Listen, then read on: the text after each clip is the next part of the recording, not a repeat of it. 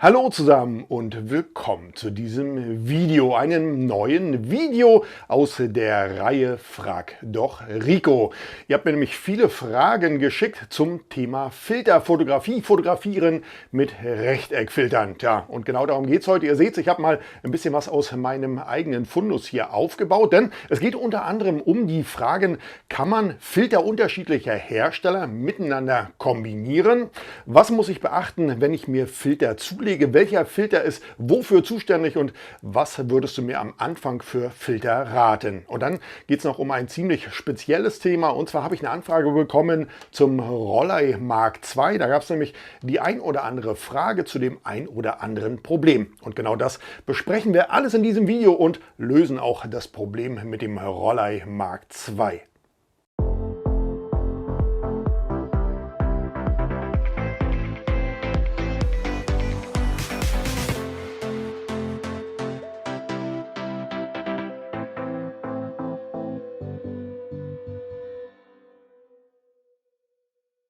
Fotografieren mit optischen Filtern, fotografieren mit Rechteckfiltern. Viele von euch haben mir in der Vergangenheit ja auch sich wiederholende Fragen gestellt und da habe ich mir mal zwei der häufigsten Fragen für euch rausgesucht, die ich in diesem Video beantworten werde. Und ganz zum Schluss gibt es noch eine ziemlich spezielle Frage, die mir jemand gestellt hat, und zwar zum Rollei Mark II. Beginnen wir aber mit der wohl häufigsten Frage, die ich gestellt bekomme von euch. Und zwar, kann ich Filter herstellerübergreifend verwenden? Also wenn ich jetzt zum Beispiel einen K&F Rechteckfilter habe, kann ich den im Rollei-System verwenden, kann ich den bei Nisi verwenden und kann ich den vielleicht sogar bei Case verwenden?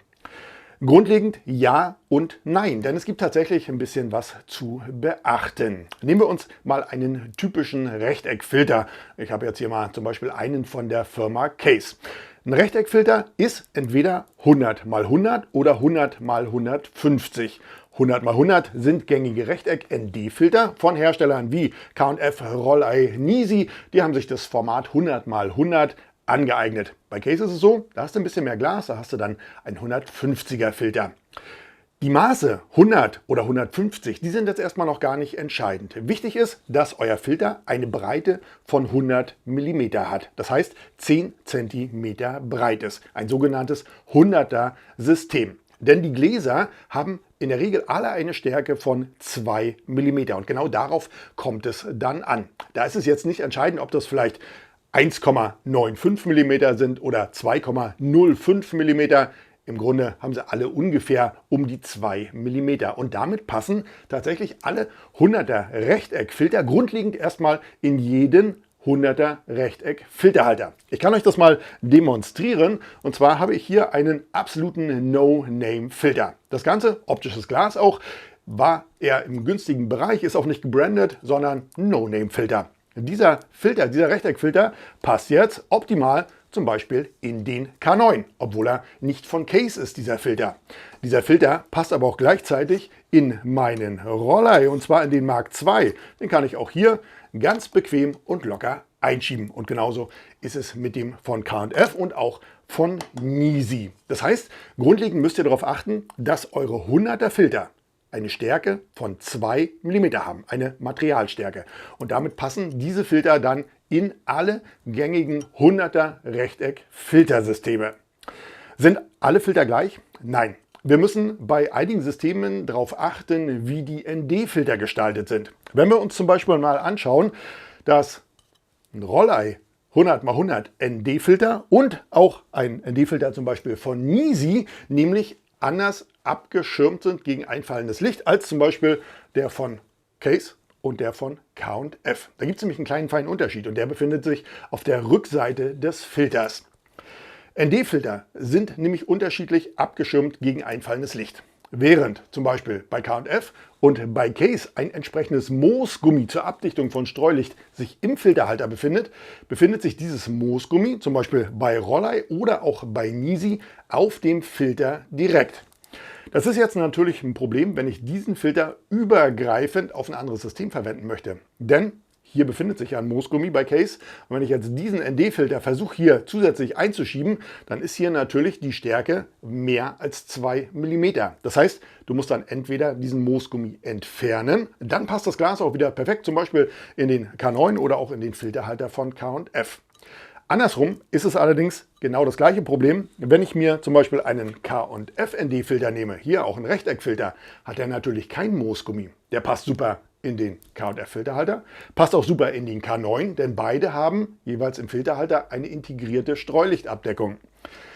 Nutze ich den jetzt aber am Rollei-Filterhalter, dann habe ich das Problem, dass hier natürlich aufgrund der fehlenden Abdeckung auf meinem Glas ein Lichtschlitz entsteht. Und der kann dafür Sorge tragen, dass hier entsprechend vielleicht ein Streulicht einfällt und ich die Langzeitbelichtung vielleicht nicht optimal ausführen kann. Das ist im Grunde der einzige Punkt, auf den ihr achten müsst. Hat mein ND-Filter, und im Grunde betrifft es nur die ND-Filter, hat er jetzt ein Moosgummi oder hat er keins? Wenn er einen hat, ein Moosgummi, wie zum Beispiel bei Rollei oder bei K&F, dann könnt ihr das natürlich entfernen, wenn ihr ein System dafür verwendet, das zum Beispiel einen integrierten Moosgummi im Filterhalter habt. Also ja, grundlegend kannst du alle 100er Rechteckfilter mit allen Systemen kombinieren.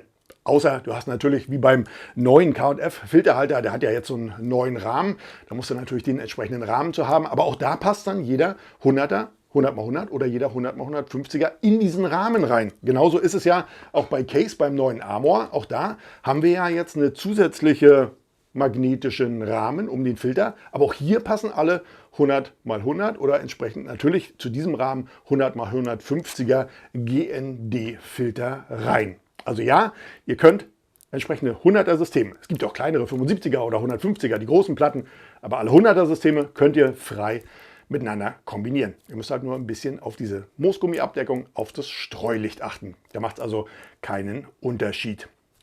Und da sind wir auch schon bei der nächsten Frage, und zwar, welchen Filter würdest du dann am Anfang empfehlen? Welchen sollte ich mir zulegen, wenn ich anfange mit der Filterfotografie, mit dem Fotografieren mit entsprechenden Rechteckfiltern? Grundlegend ist es so, dass ich 3 Filter am Anfang empfehlen würde. Das ist ein ND-Filter. Der ND-Filter, welche Aufgabe hat ein ND-Filter? Mit dem ND-Filter kannst du bei viel Licht deine Belichtungszeit verlängern. Hast du keinen ND-Filter, hast strahlenden Sonnenschein, ist irgendwo Schluss mit der Belichtung. Ja, meist bei einer 20., 30., 25., wo auch immer ist Schluss. Dein Bild ist überbelichtet. Möchtest du länger belichten, zum Beispiel bei Tageslicht, musst du das in die Linse einfallende Licht reduzieren. Das kannst du mit einem ND-Filter machen. Welche Stärke würde ich am Anfang empfehlen? Ich würde tatsächlich zu einem ND64 raten. Ob das jetzt wie von Case 100x150 ist oder wie von K&F 100x100, ja, das ist euch überlassen und letztlich ja auch eine Preisfrage. Denn, na klar, ist der von Case ein bisschen teurer, da ist aber auch mehr Glas verbaut. ND-Filter, ND64. Jetzt brauchen wir natürlich noch einen GND-Filter. Ein GND-Filter ist ein Verlaufsfilter. Mit dem Verlaufsfilter können wir nur bestimmte Teile im Bild entsprechend abdunkeln und damit eine ausgewogene Belichtung im Bild erreichen. Welche GND-Filter würde ich für den Anfang empfehlen? Ich würde grundlegend für den Anfang empfehlen einen soften 09er GND. 09 in dem Fall wäre dann umgerechnet ein ND8. Der softe ND-Filter hat nämlich einen soften Übergang, also einen weichen Übergang vom bedampften, abgedunkelten Teil in den unten transparenten Teil am Filter. Einen soften GND-Filter kannst du so gut wie überall einsetzen. Zum Beispiel, wenn du den Himmel abdunkeln willst, wenn du einen Sonnenuntergang hast, kannst du den nutzen. Das ist quasi der Universalfilter GND 09 Soft. Den würde ich als zweites empfehlen. Und zusätzlich, wenn du schon bei bist und vielleicht überlegst, naja, vielleicht ist noch ein bisschen Budget übrig, dann würde ich dir tatsächlich, wenn du viel in der Landschaftsfotografie unterwegs bist und dafür brauchst du ja einen GND-Filter, dann würde ich dir noch einen Reverse-Filter empfehlen. Ein Reverse-Filter ist im Grunde ähnlich wie ein softer Verlaufsfilter, aber der softe Verlauf, der geht nach oben weg. Das heißt, wir haben in der Mitte einen sehr kurzen, einen harten Übergang in der Bedampfung und der läuft nach oben aus. Wofür brauche ich jetzt diesen Filter? Den brauchst du immer dann, wenn du zum Beispiel einen Sonnenuntergang fotografierst. Denn wenn die Sonne so knapp über dem Horizont noch liegt, dann ist natürlich in diesem Bereich die höchste Belichtung. Das heißt, da kommt es zu einer Überbelichtung auf dem Foto. Wenn ich zum Beispiel da unter eine Landzunge habe oder ich habe Wasser da unten, dann wird euch auffallen, dann ist dieser Bereich natürlich, der ist dunkler als der Bereich, wo die Sonne da oben ist. Tja, und wenn wir dann noch viel Himmel mit auf unserem Foto drauf haben, dann können wir einen Reverse-Filter gebrauchen. Denn dieser Reverse-Filter dunkelt nämlich nur einen mittleren Bereich ab, läuft dann nach oben aus und habt ihr zum Beispiel Wolken im oberen Teil nicht noch zusätzlich abgedunkelt. Dafür würde ich einen Reverse-Filter empfehlen. Und das sind auch schon die 3 Filter, die ich quasi für den Einstieg am Anfang empfehlen würde. Also einen ND64, um eine längere Belichtung bei viel Licht hinzubekommen. Dann einen soften GND, also einen soften Verlaufsfilter, der ziemlich universal einsetzbar ist. Und wenn noch Budget übrig ist, dann einen Reverse GND, auch mit einem soften Übergang nach oben. Tja, und das Ganze wahrscheinlich auch am besten als 09er. Das ist immer so ein ND8. Da fahrt ihr am besten damit. Das sind die 3 Filter. Im Übrigen gibt es gerade wieder ein gutes Angebot. Das habe ich gerade gesehen. Und zwar so ein Neujahrsangebot von Rollei. Und da habt ihr nämlich nicht nur den Rollei Mark II mit drin, inklusive CPL-Filter, sondern es gibt noch einen soften GND, einen soften Verlaufsfilter mit oben drauf. Und das Ganze, so wie ich es gesehen habe, aktuell um die 149 Euro. Das ist schon ein gutes Angebot. Ihr habt die Tasche mit bei und so eine Geschichte. Das habe ich euch vor Weihnachten ja auch schon mal vorgestellt. Aktuell wieder im Angebot. Verlinke ich euch natürlich unten in der Videobeschreibung. Ja, und da sind wir auch schon beim letzten Thema, und zwar dem Rollei Mark II Filterhalter. Und zwar gab es da eine sehr spezifische Anfrage, die ich bekommen habe. Und zwar habe ich ein Foto bekommen, dass ein Lichtschlitz entsteht, wenn man beim Mark II, ja, ihr seht schon, woran es vielleicht gelegen haben könnte, ein Lichtschlitz beim Mark II entsteht, wenn ich jetzt hier meinen ND-Filter einschiebe. Und zwar habe ich genauso ein Foto bekommen mit einem entsprechend eingeschobenen ND-Filter. Und zwar nehmen wir mal hier den letzten Einschub. So, wenn wir den jetzt nämlich eingeschoben haben, den ND-Filter, dann sehe ich an der Seite, dann entsteht hier ein kleiner Lichtspalt. Und genau das war die Frage. Sag mal, Rico, ist das normal beim Rollei Mark II, dass jetzt hier so ein Lichtspalt entsteht? Tja, ich habe auch erst einen kleinen Moment drüber gegrübelt, bin dann aber auf des Rätsels Lösung sehr schnell gekommen. Ihr habt es nämlich gesehen, ich habe nämlich den CPL-Filter rausgenommen. Und genau da war auch schon das Problem an der ganzen Geschichte. Denn dieser Lichtspalt entsteht natürlich, weil der Grundadapter hier noch gar nicht installiert war. Das heißt, so wirst du ja gar nicht fotografieren mit dem Rollei, sondern du schraubst ja erst deinen Grundadapter mit dem CPL ein und dann setzt du ja den Filterhalter drauf. Und so wie der Filtergrundring auf den Filterhalter aufgesetzt ist, ist auch natürlich, hier hinten sieht man es ganz deutlich, ist dieser Lichtschlitz weg. Also beim Fotografieren gibt es keinen Lichtdurchlass beim Rollei Mark II. Eine zweite Anmerkung zu dem Filterhalter war, Rico, bei mir lässt sich das sehr, sehr schwer einschieben, der Filter. Mittlerweile gab es schon Feedback auch noch wieder dazu und Rollei hat geschrieben, wenn dieser Rechteckfilter schwer einzuschieben geht, dann löse doch bitte die entsprechenden Schrauben, die die Einschubschienen hier zusammenhalten. So ganz kann ich diese Information von Rollei nicht ganz nachvollziehen, denn die Filterplatten, die werden ja nicht von oben gehalten, sondern seitlich. Das ist ein großer Vorteil auch hier vom Rollei Mark II, was ich auch sehr gut finde, dass ich meine Filterplatte jeweils pro Schiene seitlich von entsprechenden Schienen hier gehalten werden. Das Ganze drückt also nicht von oben, sondern von der Seite. Jetzt kann das natürlich sein, dass irgendwo mal die Maschine, die das Ganze zusammenbaut, ein bisschen scharf eingestellt wurde und die Schrauben tatsächlich zu fest eingeschraubt wurden. Dann könnte das sein. Aber grundlegend glaube ich, dass das nicht das Rätsels Lösung ist. Denn normalerweise sollte das ziemlich einfach gehen, denn dadurch, dass ja seitlich entsprechend eure Filterplatte gehalten wird im Mark II, ist jeder Einschub gleich. Und hier gibt es auch ein bisschen Luft, und zwar so viel Luft, dass ich an der Seite hier durchgucken kann und ich sagen würde, ja, das ist vielleicht sogar schon 1 bis 2 Millimeter. Also da müssten diese Schienen tatsächlich sehr, sehr fest hier aufgeschraubt worden sein. Woran es liegt, kann ich also nicht sagen, aber ich glaube nicht, dass es daran liegt, dass du diese Schienen hier lösen musst. Dieses Problem mit den Schienen, mit dem schweren Einschub, das kennen wir ja. Das gibt es tatsächlich, und zwar gibt es ja bei dem K&F-Filterhalter. Der hat grundlegend dieses Problem, dass diese Schienen ja zu fest in der Auslieferung sind. Das haben jeder, der mir das bis jetzt geschrieben hat, gesagt, ja Rico, ich habe das auch, die sind einfach zu fest. Hier ist aber auch ein anderes Einschubsystem. Und zwar wird der Filter hier nicht seitlich gehalten, also durch seitlichen Druck, sondern hier drücken Lamellen von oben.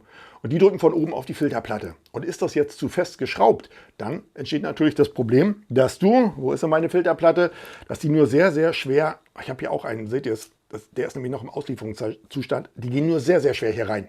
Da hilft es tatsächlich, die Schrauben einmal kurz ein bisschen zu lösen und dann so leicht handfest wieder anzuziehen. Und dann habt ihr das Problem beim K&F Filterhalter gelöst. Der geht wirklich schwer. Und beim Rollei ist eben das nicht das Problem. Also ich weiß nicht, woran es an deinem Filterhalter liegt. Ich kann es dir nicht sagen. Probier es gerne mal mit den Schrauben. Vielleicht ändert sich das. Ihr seht das, hier kann ich, und das ist die No-Name-Filterplatte. Das ist jetzt keine Rollei-Filterplatte, sondern tatsächlich No-Name.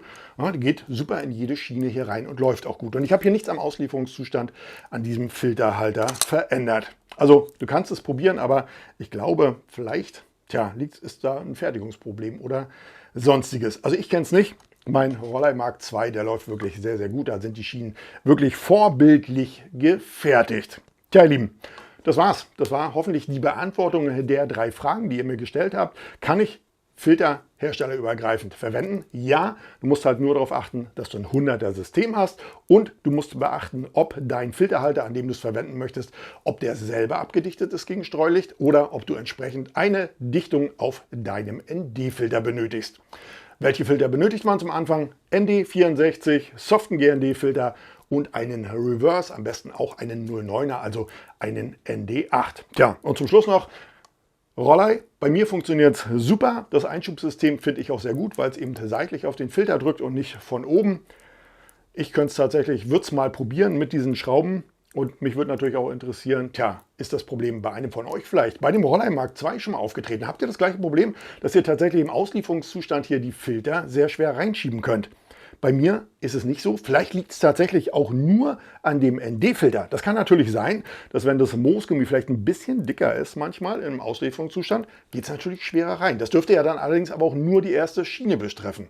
Schreibt es mir mal unten in die Videokommentare, ob ihr vielleicht das Problem auch habt und wie ihr das gelöst habt. Ansonsten, ihr Lieben, hoffe ich, das Video mit der Beantwortung eurer Fragen in dieser Folge Frag doch Rico hat euch weitergeholfen. Wenn ihr eigene Fragen habt zum Thema Fotografie, nicht nur Filterfotografie, sondern generell zum Thema Fotografie, schreibt es mir gerne unten in die Videokommentare. Setzt euch mit mir über Instagram in Verbindung oder schreibt mir ganz einfach eine E-Mail. Ich werde eure Frage gerne aufgreifen und in einem meiner nächsten Videos beantworten. Tja, ihr Lieben, und wenn ihr es bis jetzt noch nicht getan habt, dann lasst mir für das Video, wenn es euch natürlich gefallen hat, gerne einen Daumen hoch da. Und wenn wir uns künftig in einem meiner neuen Videos wiedersehen wollen und ihr habt es noch nicht getan, abonniert doch gerne meinen Kanal. In diesem Sinne, bis dahin.